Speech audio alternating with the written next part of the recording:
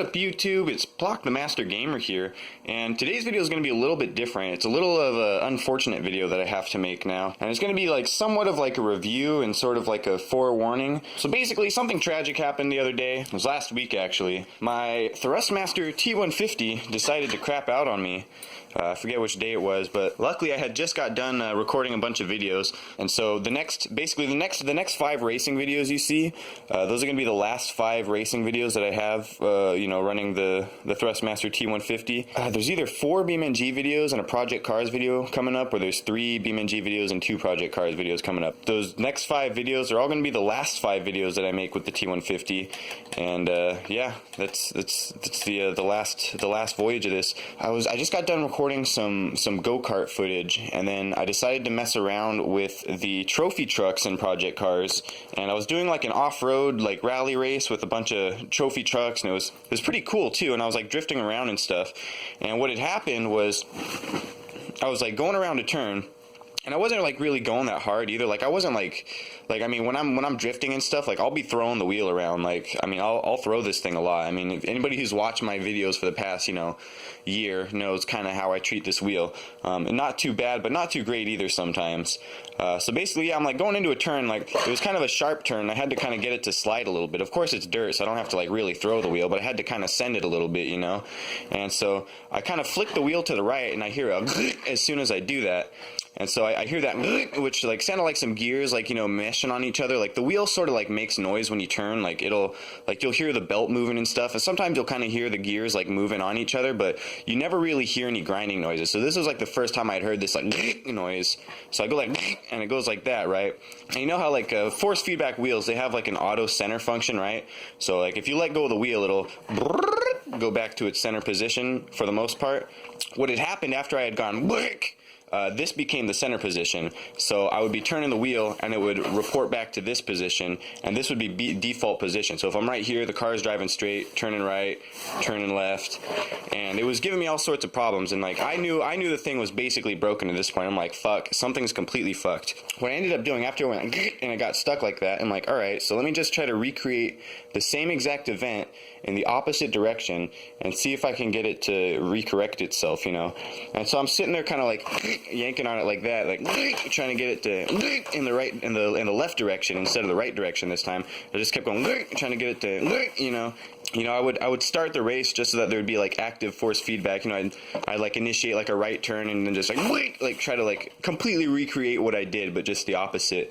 And I did that like several times, and like it wasn't doing anything. Like eventually I just started getting pissed at the thing, like multiple fucking times, because I'm like, okay, this thing's getting ridiculous. It's like not fixing itself. And I'm honestly sure at this point I could have just taken the thing apart and, you know, probably gone to town on some of the gears and some of the belt drive and stuff, but I decided to just try to do it my way. It's hard to say whether or not this happened before or after I started doing that, but I might not even need the flashlight for this. You'll see here that this little pinion gear here, so this gear at the top here, this big gear, that's attached directly to the wheel. So as I rotate the wheel, this one's turning, which will in effect turn this smaller gear, which is attached to a bigger gear here, which the belt is wrapped around, and it goes on these little tensioners, and then there's a gear attached to the motor here, and that's how the whole force feedback system works. The force feedback sends power to this belt, which has like a certain amount of slip on it, and it'll turn this thing, which will give you a little bit of resistance to the wheel, or a lot of bit of resistance depending on what's going on. And so you'll see here, this thing turns this gear here, this little tiny gear, and you'll notice about here, it's kind of hard to see actually. Alright, so here we have a better view at the gear here. Now see, these teeth look all fine and whatnot, but we'll get to this part here, and you'll notice that there's two little splines on this gear that have just been completely sheared off. There's one there and one there, but they're right next to each other. You'll see that there's a gap and like kind of 2 little bumps where there should be splines. Now what ends up happening is this thing will turn. Oh, and of course it doesn't stop that time. But see how it stops there? It's hard to get it to do it for some reason. I don't know why it was doing it yesterday but not today. Here we are. I got a little bit more free turning now. Oh, here we go. See how it's spinning on that now? So you can see where it's missing the gears there. The wheel's turning, You can see the gear moving, but it's not quite catching this one. If we rotate it a little bit, it'll start to grab. But yeah, basically it's missing some teeth there.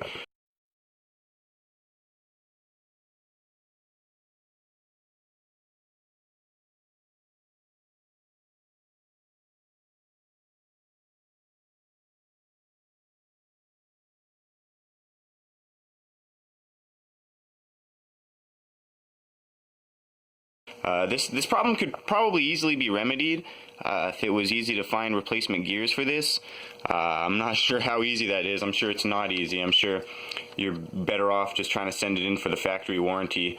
I mean, I'm almost tempted just to buy a new one and ship it back, just because, I mean, any company that sends out a product that breaks in a year and a half, I mean, I think they kind of deserve to get ripped off for a second one. That's kind of just my opinion. I probably won't do that, though, because as you can see here, I've actually made an upgrade. I've gone from the T150 system to the T300 setup, and so far I'm definitely liking it a lot. It's definitely a lot more responsive, it's a lot more refined.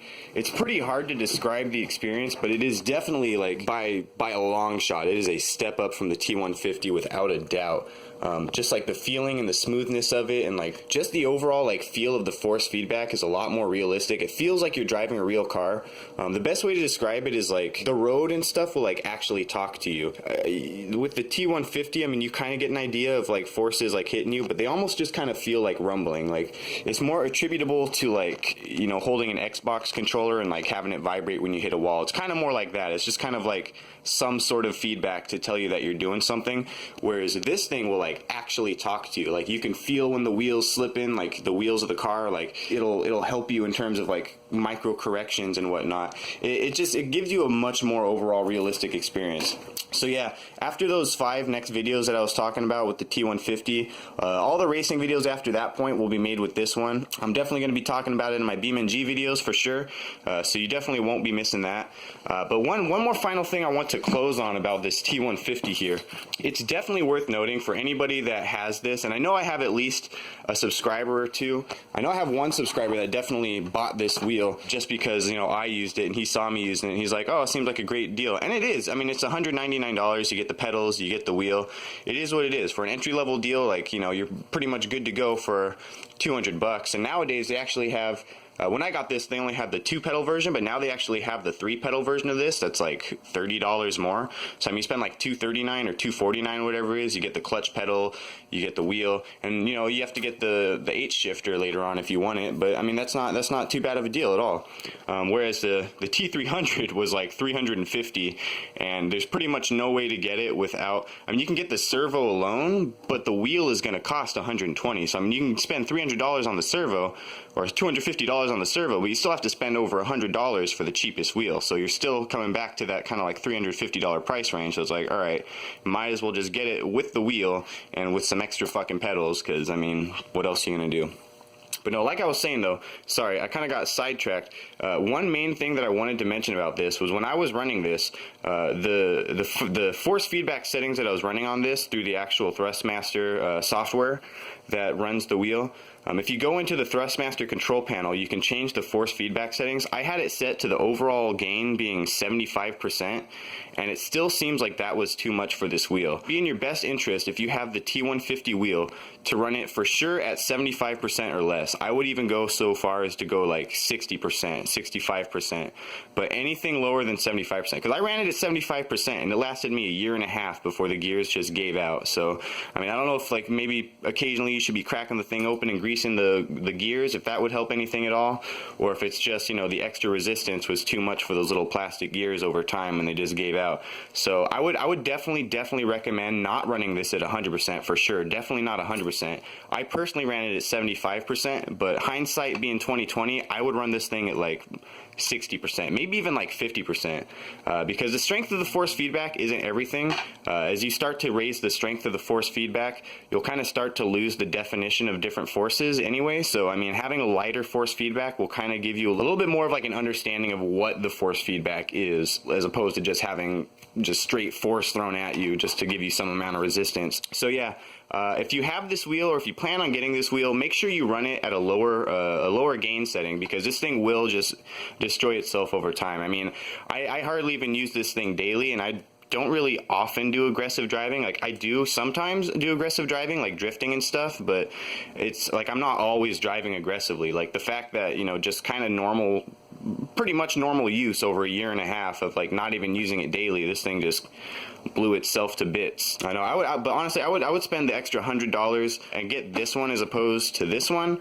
I mean, your overall like cost is going to be the same. I mean, not the same. I mean, the overall cost is going to be like pretty similar, other than the cost of this. You're going to spend an extra $100, $125, whatever on this one, but you know, it's overall worth it in the end, because this thing is probably going to die on you, and you're probably going to end up upgrading to this eventually anyway, so you might as well just go for this. But you know, if you are just on a budget and you want something, you know, cheap and simple and effective, I mean, it treated me well for, you know, a year and a half. And if you want to see exactly how well it treated me, I mean, I have an entire archive of videos from the last year of me using this. So I mean, it's a decent wheel for what it is. It's just, I guess you kind of get what you pay for. It's $200 and it lasts you 2 years basically. So I definitely, knowing this, I wouldn't ever get a used wheel either, because these wheels tend to have a finite lifetime, and this one definitely has a short lifetime. That's for sure.